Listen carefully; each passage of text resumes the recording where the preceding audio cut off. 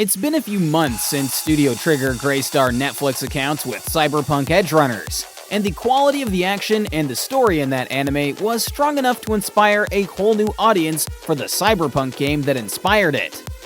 Because the anime was the result of a partnership between CD Projekt Red and Trigger, there is quite a bit of crossover between the game and the show, including plenty of Easter eggs that will likely have fans squealing with glee when they come across them. If you're a Cyberpunk fan who hasn't seen Edgerunners yet, or maybe you have seen it but missed some clever Easter eggs, we have something special for you. Get ready, cause here are 30 amazing details from Cyberpunk Edgerunners. Super Players. Number 1. Home Sweet Home. If you find yourself roaming the Arroyo district, pop by Santo Domingo. There, you'll find a tall apartment complex that is labeled No Entry. This is the actual location of Edgerunners protagonist David's apartment. Number 2. It still fits. If you happen to explore David's apartment building, you'll find a trash can in a corner next to a familiar symbol spray painted on the wall.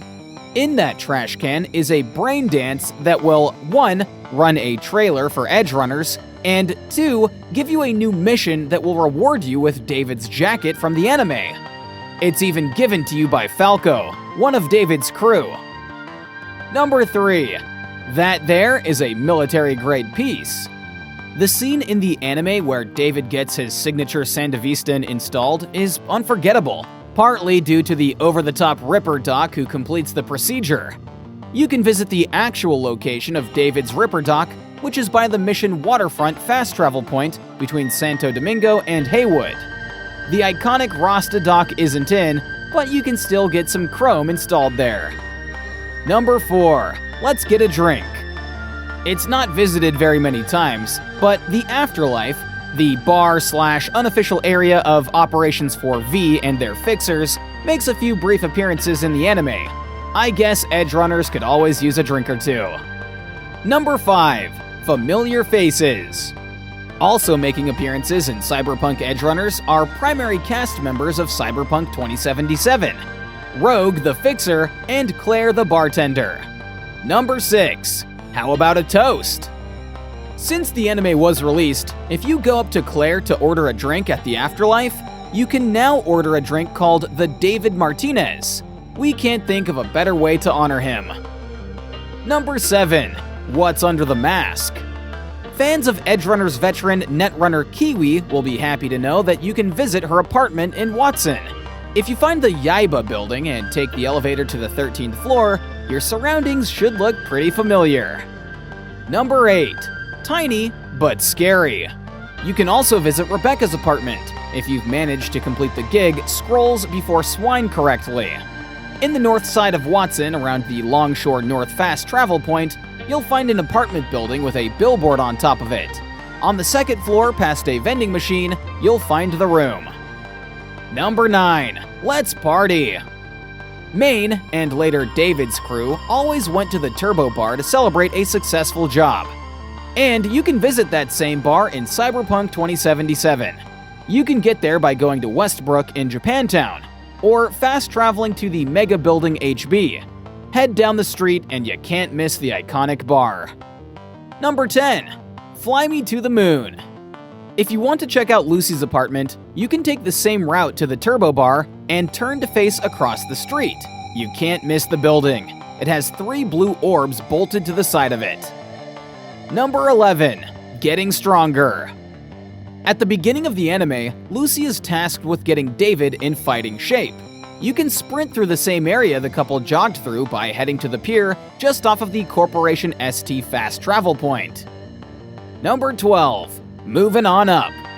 It's also possible to go inside David and Lucy's swanky penthouse apartment that they have after David takes over the crew, but you'll need to unlock Cyberpunk 2077's secret ending in order to do so. Number 13. Transfer of Knowledge.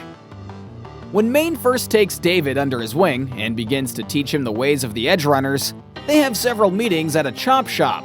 You can visit this location by going to the San Amaro Street fast travel point and walking over to the Pure Overkill area. And the 4 locked storage units will be in that area. Number 14. Gun discipline. David gets his shooting lessons from an unassuming member of the team, Rebecca. You can visit the shooting range that they use to train, and you've probably been there already without even realizing it. It's the Second Amendment gun shop that is in the same complex as V's apartment. Number 15. Destroyer of Worlds. Rebecca is the crew's resident gun nut, despite what her appearance might suggest. If you want to get your hands on the super powerful shotgun that she uses in the anime, you can find it in the bushes just outside of the Militech building. Number 16. What'll you have? If the diner where Faraday meets his source looks a little familiar, there's a good reason. It's Tom's Diner, the very same one where V meets Takemura to discuss their operation. Number 17. Don't lose your head. After David goes through his transformation and becomes the new leader, he hands his new rookie a Satara shotgun. You can also find this rockin' shotgun throughout the game. Number 18. The top fixer in Westbrook. In Cyberpunk 2077, Wakoko is a fixer that you get many gigs from. David actually interacts and completes a gig for her, but they never meet and she doesn't appear in the anime. Number 19. I hope you have insurance. You encounter the Trauma Team at the beginning of Cyberpunk 2077, and they come up occasionally during the game, but they are a constant presence throughout the anime. Number 20. Where to? Delamain, the completely AI-controlled taxi service that you work with in the game, makes a brief appearance in Edgerunners. Number 21. Call in the big guns. Edgerunners opens up with a brain dance that shows a cyber psycho getting shot and blown up by Max Tac, a powerful military force designed to maintain order and eliminate cyber psychos. Max Tac also appears throughout Cyberpunk 2077 whenever there is a cyber psycho on the loose. Number 22. Where did they come from? It's no secret that Cyberpunk 2077 had some problems upon release. One of those issues was that police units would appear out of thin air and cause problems for players. This issue is referenced in the anime. It's like these pigs keep appearing out of nowhere. Number 23. Threads of Doom. Players can equip V with a number of different cyberware weapons that become part of their body. One of those weapons is called the monowire, which is razor-sharp threads that extend from the wrist and are used like whips. Lucy has the monowire installed and uses them several times in the anime. Number 24. Stay cool. In Cyberpunk 2077, there is a process called Deep Dive, where the person carrying out the action needs to be in a tub full of ice so that they don't overheat and die. Lucy does this in Cyberpunk Edgerunners. Number 25. Gang warfare. Throughout Cyberpunk 2077, you deal with several different gangs, all of which have unique styles and cultures.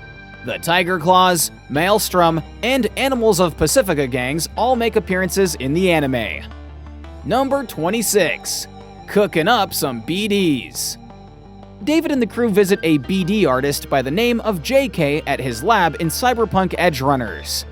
You can visit this same location in the game, but it no longer belongs to JK, and it's not a BD studio for reasons that will be apparent if you completed the anime.